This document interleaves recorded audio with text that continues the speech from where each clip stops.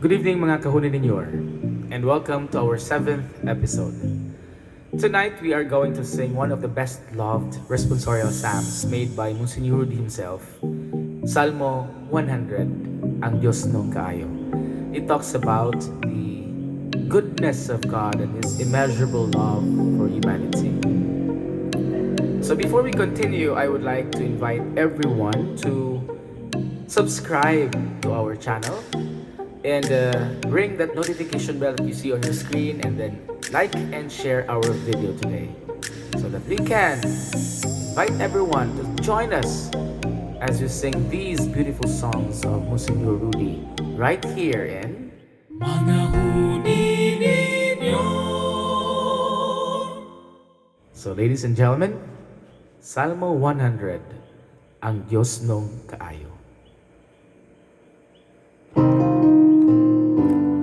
Ang Diosnong kaayo ug paghigugma, wahay sukod mulungtad hangtod sa kahangturan.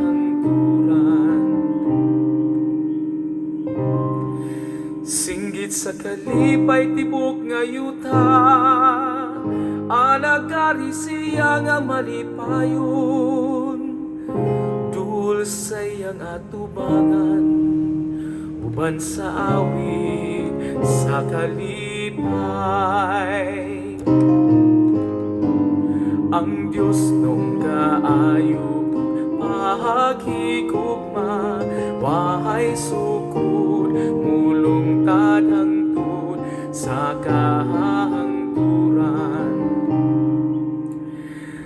Ipahibalo nga siya dang Ginoo, ang atong manluluwas ug atong tag-iya. Kita ang iyang katawan ug ang karnero sa iyang panon. Ang Diosnong kaayo paghigugma, wahay sukod mulungtad hangtod sa kahangturan. Musulod kita sa iyang ganghan nga mapasalamaton, uban sa mga awit sa pagdaig.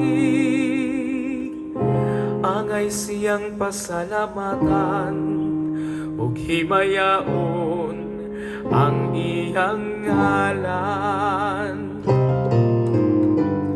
Ang Diosnong kaayo paghigugma, wahay sukod mulungtad hangtod sa kahangturan.